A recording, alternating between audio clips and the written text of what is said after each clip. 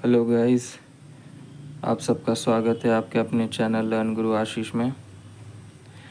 आज फिर से हम लोग 20 क्वेश्चन का सेट लेकर के आए हैं।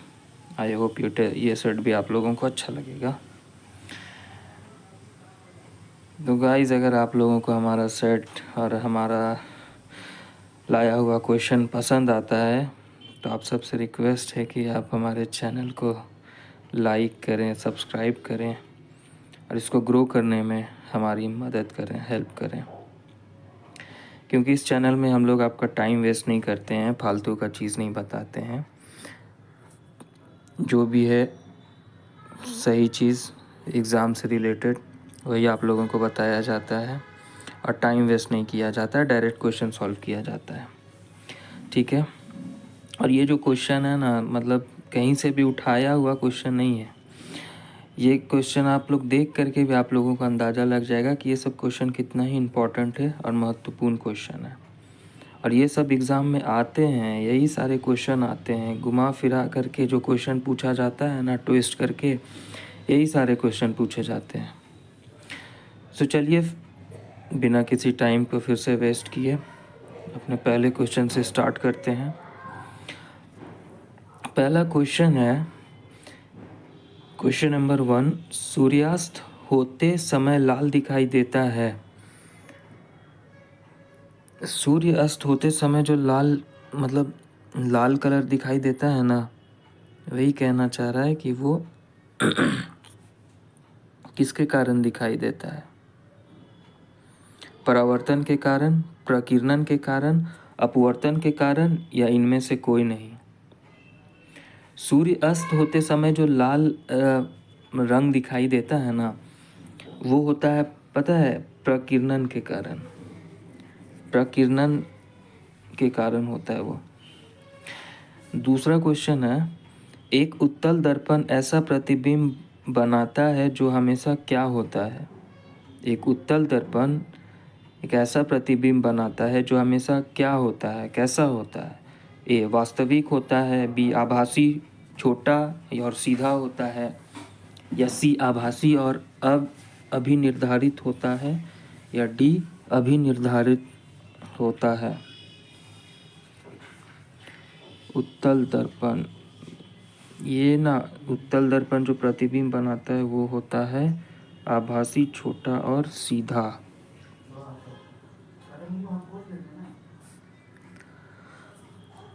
थर्ड क्वेश्चन, किस घटना में आपतन कोण और परावर्तन कोण हमेशा बराबर होते हैं। किस घटना में आपतन कोण और परावर्तन कोण बराबर होते हैं। ये ए प्रकाश के प्रकर्णन में, प्रकाश बी प्रकाश के विवरण में, सी प्रकाश के परावर्तन में, डी प्रकाश के अपवर्तन में। ये जो आपतन कोण और परावर्तन कोण जो हमेशा बराबर होंगे ना, ये होंगे, पता है, जब प्रकाश के अपवर्तन में होते हैं ये, डी नंबर। ठीक है। फोर्थ है, यदि कोई वस्तु वृत्ताकार पथ में घुमाई जाती है तो उस पर किया गया कार्य क्या होगा। यदि कोई वस्तु, समझिएगा, यदि कोई वस्तु वृत्ताकार पथ में घुमाई जाती है तो उस पर किया गया कार्य मतलब क्या होगा वो। तो उस पर किया गया कार्य जो होगा ना, वो 0 होगा, शून्य। शून्य।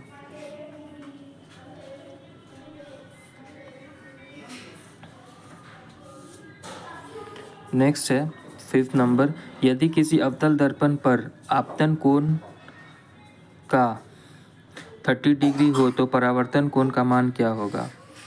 यदि किसी अवतल दर्पण पर आपतन कोण जो है ना वो 30 डिग्री है तो परावर्तन कोण का मान पूछा जा रहा है। ए 15 डिग्री, बी 60 डिग्री, सी 90 डिग्री और डी 30 डिग्री। ये भी 30 डिग्री ही होगा। 6, निम्न में से कौन सा यौन और अलैंगिक दोनों रूपों में उत्पन्न होता है।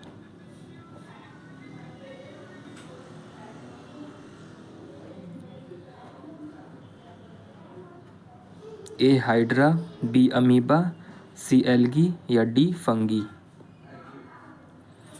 यहाँ पे क्वेश्चन है, ये जो 6 नंबर क्वेश्चन है ना, इसमें मतलब कहना चाह रहा है कि ऐसा कौन सा मतलब ऐसा कौन सा इसमें से है जो कि sexually as well as asexually रूप में भी वो रिप्रोड्यूस करता है। हाइड्रा है, अमीबा है, एल्गी है या फंगी है। तो जो दोनों में होता है ना, मतलब जो दोनों, वही ये कहना चाह रहा है कि जो दोनों में दोनों कर सकता है, दोनों मतलब दोनों प्रकार से उत्पन्न हो सकता है, यौन रूप से भी और अलैंगिक रूप से भी। तो ये जो होता है ना, हाइड्रा है, अमीबा है, एल्गी है या फंगी,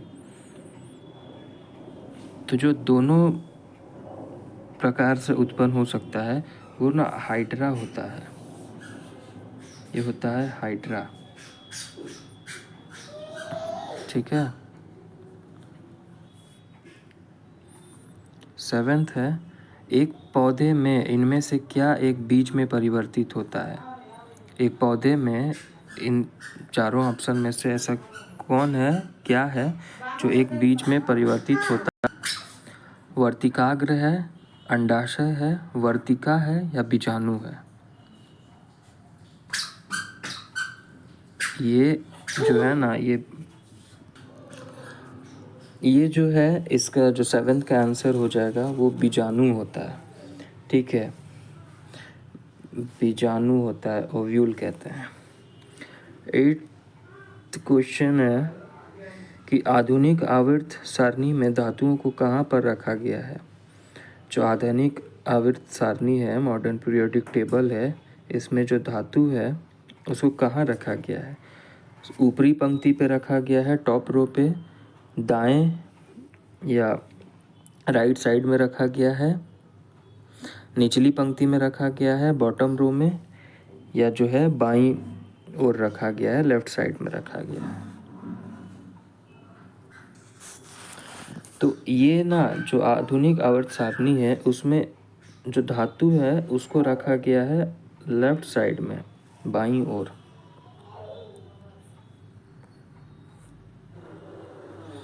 नाइन्थ क्वेश्चन, प्रजनन के लिए फूलों में आवश्यक अंग कौन सा है।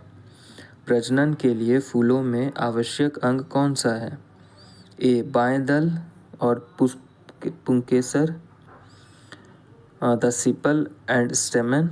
बी पुंकेसर और स्त्री केसर, the stamen and pistil. C बाएं दल और पंखुड़ियाँ, द सिपल एंड पिटल। या डी पंखुड़ियाँ और स्त्री केसर, द पिटल एंड पिस्टिल। ये प्रजनन के लिए जो फूल का आवश्यक अंग होता है ना, वो यहाँ पे ये दोनों का पूछा गया है, मतलब मेल भी और फीमेल भी। और इसमें से जो वो है ये पुंकेसर और स्त्री केसर। जो स्टेमन एंड पिस्टल, स्टेमन किस में होता है, ये मेल रिप्रोडक्टिव ऑर्गन है पुष्प का, और पिस्टिल जो है वो फीमेल रिप्रोडक्टिव ऑर्गन है एक प्लांट में, मतलब फ्लावर में, ठीक है। 3rd जो है, वृद्धि हार्मोन कार्य करता है। ए कभी कभी विकास में प्रोत्साहक के रूप में। बी कभी कभी विकास प्रोत्साहक और कभी कभी विकास अवरोध के रूप में। सी हमेशा विकास अवरोधक रूप में हमेशा, या हमेशा विकास प्रोत्साहक के रूप में।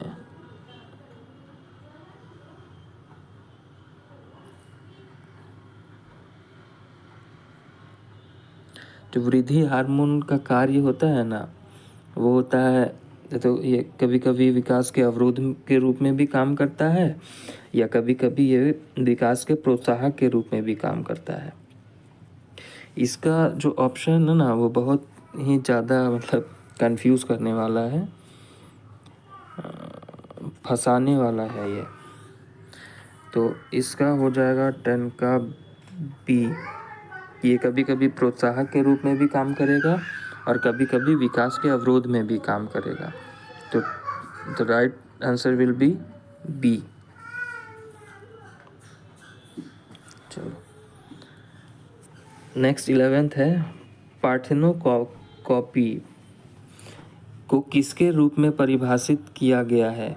ए. निषेचन के साथ जड़ों के विकास, बी. निषेचन के साथ फलों के विकास, सी. निषेचन के बिना जड़ों के विकास, या डी. निषेचन के बिना फलों के विकास। पार्थेनोकॉपी वो टर्म है ना, याद रखने वाली बात है ये कि पार्थेनोकॉपी वो टर्म है जो कि फलों का विकास से रिलेटेड है, मगर कब? निषेचन के बिना।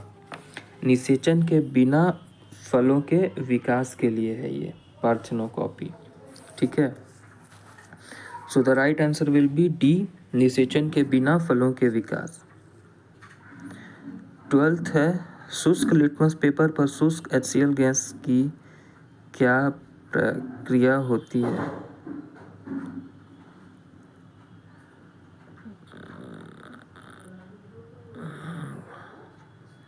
शुष्क लिटमस पेपर पर शुष्क HCl गैस की क्या क्रिया होती है?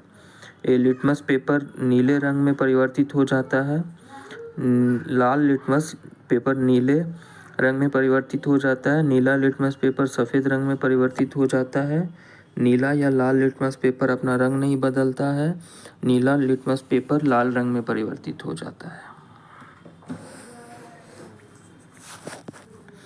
ये क्या होता है ना कि नीला जो शुष्क लिटमस पेपर होता है, शुष्क HCl गैस की क्रिया पर ये तो अपना कोई रंग नहीं बदलेगा, ना तो नीला ही या ना तो लाल ही। So the answer will be option C.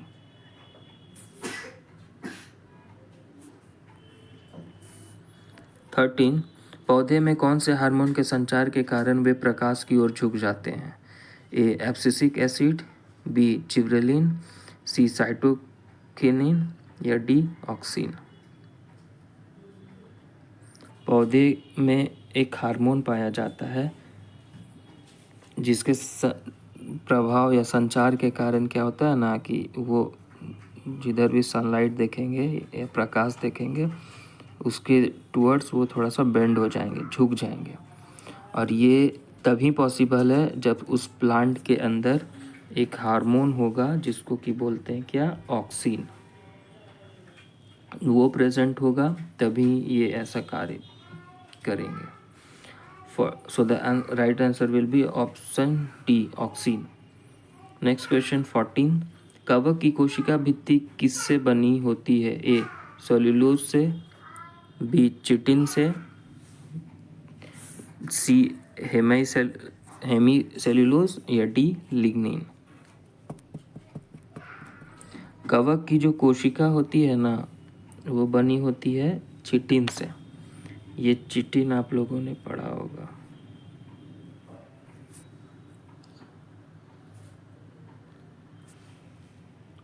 B number.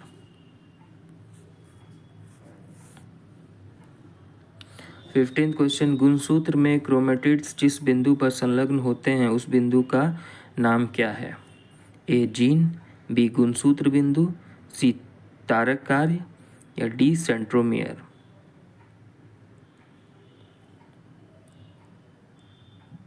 गुणसूत्र जो होता है ना क्रोमेटिड्स के जिस बिंदु पर संलग्न होते हैं उसको बोलते हैं सेंट्रोमियर। ठीक है, डी नंबर। 16th क्वेश्चन, निम्नलिखित नियम किसने प्रदान किया था कि तत्वों का गुणधर्म उनके परमाणु द्रव्यमानों का आवधिक गुणधर्म होता है? A. Newlands, B. Moseley, C. Mendeleev, या डी. डोबेराइनर। 16th, ये सब जो डेफिनेशन है ना ये जो बोले थे ये सब मेंडलीफ बोले थे। कौन बोले थे? Mendeleev. So the right answer will be C, Mendeleev. 17th, किसी फूल के मादा प्रजनन हिस्से को क्या कहा जाता है? ए. Carpel, B. पंखुड़ियाँ, सी. सीपेल, या डी. पुंकेसर। अभी अगर आप लोग को थोड़ा भी ध्यान होगा तो अभी इससे जस्ट कुछ क्वेश्चन पहले हम लोगों ने इसका आंसर किया हुआ है। जो 17 है ना, किस हिस्से को कहा जाएगा मादा प्रजनन? ये कहा जाएगा कार्पेल को। 18 बल के समीकरण में F किसके बराबर होता है? Option A U+80, option B MA, option C 1/2 MB या डी MB। बल के समीकरण में F का किसके बराबर होता है? F यानी फोर्स। आप लोगों ने पढ़ा होगा कि force is equals to mass into acceleration. Mass into what? Acceleration. तो ये बताने से आंसर सबको मालूम चल गया होगा कि the answer will be option B, mass into acceleration.